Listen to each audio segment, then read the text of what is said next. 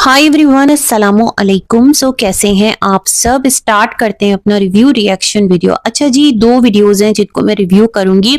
एक है आयशा की, जिसमें उन्होंने वो जो एक चैट कंट्रोवर्सी निकाली आयशा के एक्स ने, बल्कि दीदी ने, आयशा का एक्स क्यों बोलूं, दीदी बोलूंगी मैं, उसने निकाली। तो उसके बाद तफसीलन एक आयशा का रिप्लाई आया है, उस पर बात करेंगे और थोड़ा सा इसको रिव्यू करेंगे। साथ ही साथ जो यहाँ पर सितारा की गेस्ट हैं, सितारा ने उनके साथ एक व्लॉग बनाया है और इस पर भी करेंगे रिव्यू। इस तरह एक रिव्यू आपके साथ शेयर करते हैं।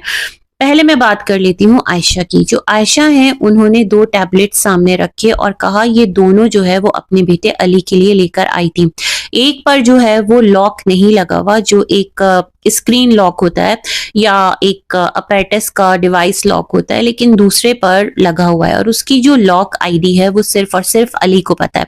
अब इन्हें ये टैबलेट ओपन करना है। जाहिर सी बात है, इनके पास है और बच्चा भी यहाँ नहीं है। बच्चे को इन्होंने छोड़ा था उसके फादर के घर, लेकिन वहां जाकर बच्चे का माइंड चेंज हो गया। बच्चे को वो इन्वायरमेंट और वो एम्बियंस पसंद है, वो माहौल अपने लिए पसंद है, तो वो वहीं रहना चाहता है और वो यहाँ नहीं आना चाहता। तो उसकी खुशी।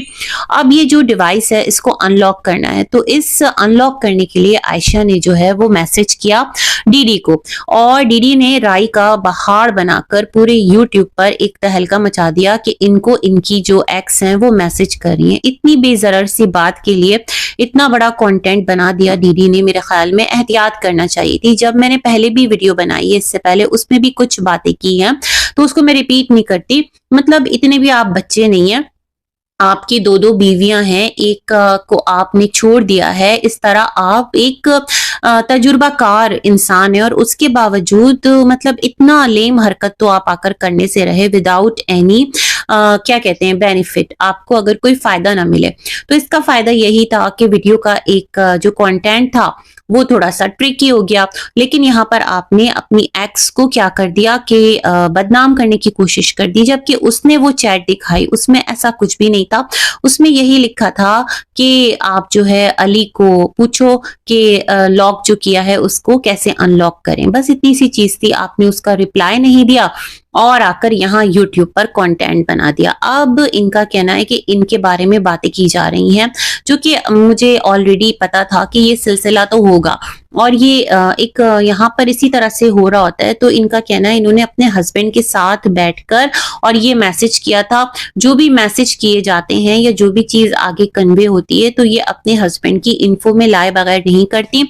और हस्बैंड को भी पता है भाई कि इनका बेटा है वहां पर, तो जाहिर सी बात है कुछ तो ये फैसला किसी भी वक्त ले सकती है ना। उस फैसले को लेने में तो आजाद है, क्योंकि उसके लिए जो भी कुछ कर रही होगी बच्चे के लिए, तो वो अपनी अर्निंग अपनी इनकम से ही करती होगी आयशा। तो ये वाला सिलसिला है। अब आयशा ने कहा कि वैसे आपको कॉल्स जाती हैं मतलब इदारों से, तो आप उठाते नहीं हो, आप आ जाते हो यूट्यूब पर और रोना पीटना शुरू कर देते हो। लेकिन एक बेजरर सी चैट का तुमने आकर इस तरह से अफसाना बना दिया। तो अब अगर इदारे से कॉल आएगी इस चैट के पीछे, तो फिर तुम आना और जवाब देना, मुंह छुपा के मत बैठना। अच्छा, इसके साथ ही साथ इन्होंने कहा कि तुम जो हो तुमने कुछ लड़कियां हैं, जो तुम दो लड़कियों की बातें कर रहे थे कि दो लड़कियां तुमसे शादी करना चाहती हैं। तो भाई इनका कहना है अकॉर्डिंग टू आयशा कि एक लेडी है, जब इनके और आपा के घर दूसरी बच्ची पैदा हुई थी, तो उस वक्त उस लेडी ने इनसे राब्ता किया था आयशा से, और थ्रू नैना किया था, क्योंकि इनको कुछ काम था।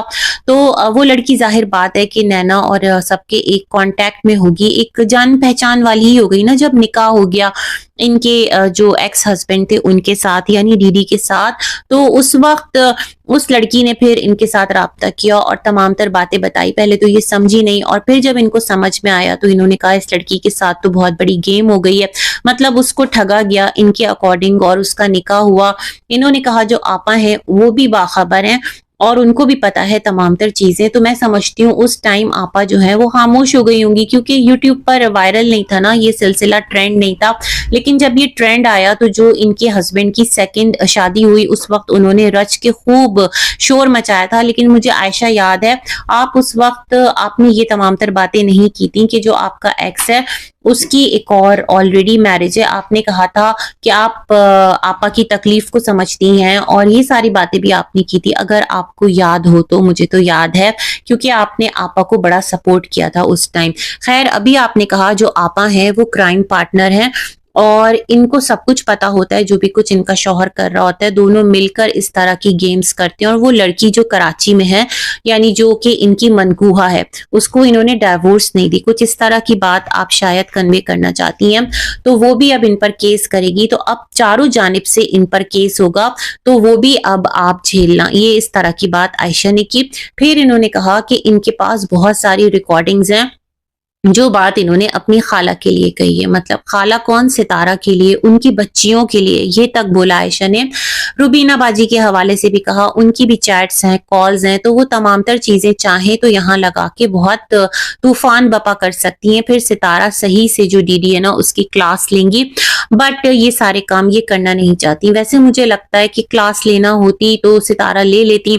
सितारा ने तो माफ कर दिया ना, मतलब वो जो एक ऑडियो लीक हुई थी, काफी पुरानी बात हो गई, और जब साहिब मामला ने माफ कर दिया तो हम आप कौन होते हैं ना।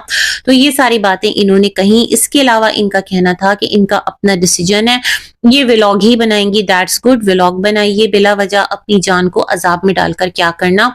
मजीद इन्होंने क्लियर किया कि जो चाचू हैं यानी इनके वालिद, वो और इनकी बाजी यानी नजमा, दोनों जो हैं वो इनकी छोटी बहन यानी सितारा की साइड हैं और हमेशा वो राइट के साथ रहते हैं। मतलब राइट हैंड और लेफ्ट हैंड, मतलब वो सही है अकॉर्डिंग टू आयशा। ये कहना चाह रही थी, टॉन्ट समझ लें, एक तल्ख हकीकत समझ लें, जो भी कह लें। तो इनका कहना है कि अब्बू और बाजी हमेशा वहीं के रहते हैं, तो उन सबसे रिश्ता खत्म है। अब्बू को मैसेज करके पूछा था, ताजियत बोल दिया इन्होंने। ताजियत जो है ना आयशा, जो दुनिया से चला जाता है उसकी की जाती है, बोले अयादत के लिए मैसेज किया था, हो जाता है कभी कभार। तो ये मैं आपको करेक्ट कर रही हूँ। और जो डीडी है वो हमेशा कहता है शफा अता फरमाए, तो जो शफा है वो भी मौत है, मतलब शिफा और शफा में डिफरेंस है।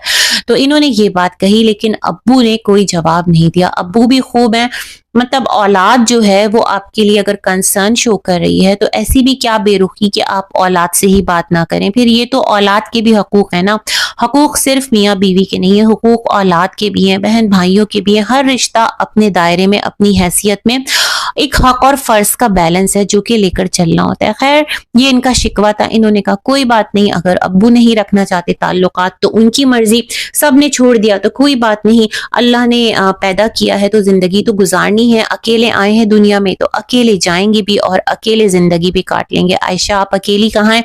आपके साथ आपके इन लॉज हैं, आपके शौहर हैं, आप उनके साथ को अल्लाह की ब्लेसिंग समझिए और उस चीज पर खुश रहिए। जो चला गया इट्स ओके, चला गया, जो आपके साथ है उसका शुक्र अदा करें।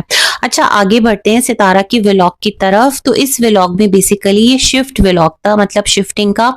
और मैं यहाँ पर एक चीज मैंने कही थी कि इस घर से जो सितारा की जुड़ी यादें, बहुत सारे अच्छे मोमेंट्स भी इस घर में सितारा के साथ हुए हैं, मिलियन सब्सक्राइबर्स हुए और यहाँ पर बहुत सारी चीजें की हैं सितारा ने। बर्थडे मनाई बच्चों की, और बच्चों का एक थोड़ा निस्बतन कहते हैं ना कि बच्चों को ज्यादा एक कहते हैं कि खुशियां मिली। मुस्तफा की एकेडमी फुटबॉल वो भी कहीं बैक पर ही रह गई। अच्छे पड़ोसी मिले, मतलब एक जो आपके डॉक्टर अंकल हैं, दूसरी आपकी एक और नेबर है। मैं सोच रही थी कि सितारा अब जा रही है, हो सकता है इनके नेबर्स जो बहुत ज्यादा क्लोज हैं वो इनकी दावत करें या इनसे मिलने आए, ये सारे सिलसिले भी हों। लेट्स सी, हो सकता है आगे के व्लॉग में ये तमाम तर चीजें भी देखने को मिले, क्योंकि सितारा तो अब यहाँ से गुड बाय कर रही हैं। तो इन्होंने कहा कि गैलरी में बैठ कर के हमने अपनी गैलरी सजाई थी और बहुत सारी मेमोरीज हैं, दिल अजीब सा भी हो रहा है। ये बात मैंने कही थी अपने लास्ट के लेटेस्ट कुछ व्लॉग्स के अंदर या वीडियोस के अंदर, रिव्यूज के अंदर, कि ये वाला भी तो एक वक्त होता है, आपकी अटैचमेंट हो जाती है। तो सितारा ने ये बात की और कहा अभी तो हम लोग 2-4 दिन यही हैं, जब जाएंगे तो दिल भर आएगा और इस तरह के मामलात है। तो मैं सोच रही हूँ कि जो पड़ोसी हैं शायद कि वो भी आपको इनवाइट करें, वो भी आपसे मिलने आए और इस तरह के मामलात हो, क्योंकि आपके बड़े अच्छे टर्म्स रहे हैं कुछ पड़ोसियों के साथ। अच्छा, फिर क्या था कि यहाँ पर जो इनकी कज़न आई हुई है, कहाँ तो सितारा आप कह रही थी वो लोग व्लॉग में आना पसंद नहीं करते और इतना उनको आपने हाइड कर करके रखा था कि मुझे घुटन होने लगी थी। मतलब मेहमानों की, मैं ये नहीं कह रही कि आप उनका फेस रिवील कर देते, मतलब एक होता है ना थोड़ा-सा डाइनिंग पे बैठे हुए हैं या कहीं बैठे हुए हैं तो खाना खाते हुए ही एक कैप्चर कर लिया, घुटन का एहसास कम हो। लेकिन आपने तो पहले उनकी स्टोरी सुनाई कि इस तरह से उनके मामलात हैं, फिर दोबारा आप उनको व्लॉग में ही ले आई और वो भी बड़ी ईज़ी हैं, मतलब उनको भी कोई प्रॉब्लम नहीं है। उन्होंने आपको डिशेज़ सिखाई हैं, शाही टुकड़े, बिरयानी, फ्रूट चाट या फिर फ्रूट सैलेड, उसको जो भी कहें। तो वो तमाम तर चीज़ें आपने उनसे सीखी भी और उन्होंने इस तरह से एक सीखने सिखाने में बनाया भी, दिल से बनाया, क्योंकि वो आदी हैं और जहाँ वो बैंगलोर पर काम करती हैं या रहती हैं तो वहाँ पर ये डिशेज़ वो बना रही होती हैं। तो ख़ैर, मुझे उनकी आवाज़ सच में उनकी मदर की तरह लगी। जो फुप्पो है ना जिनको आप मामी कह रही थी, बिल्कुल उनसे मिलती-जुलती आवाज़ है।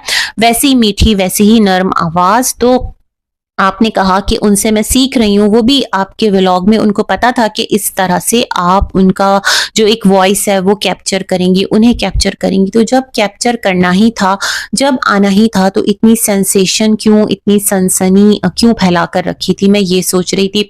डायरेक्टली उनको रिसीव करते हुए भी व्लॉग बना देते, वो ज़बरदस्त व्लॉग होता, क्योंकि गेस्ट को लेकर आपने एक हाइप क्रिएट की थी कि बहुत इंपॉर्टेंट, बहुत प्योर रिश्ते आ रहे हैं, तो मेरे ख्याल में वो काम उस वक्त कर लेते। खैर, अच्छा लगा, व्लॉग सिंपल था, सादा था और जो आपके मामू हैं, मतलब आपकी कज़न के हस्बैंड, वो भी काफ़ी हम्बल हैं। वो आपकी मेहमान नवाज़ी की तारीफ़ कर रहे थे। ज़ाहिर-सी बात है, एक ताल्लुक बन जाता है। तो बस इसी के साथ आपका ये वीडियो भी एंड हुआ। हम भी अपना रिव्यू करते हैं एंड मिलेंगे एक और वीडियो में, तब तक के लिए अल्लाह हाफ़िज़।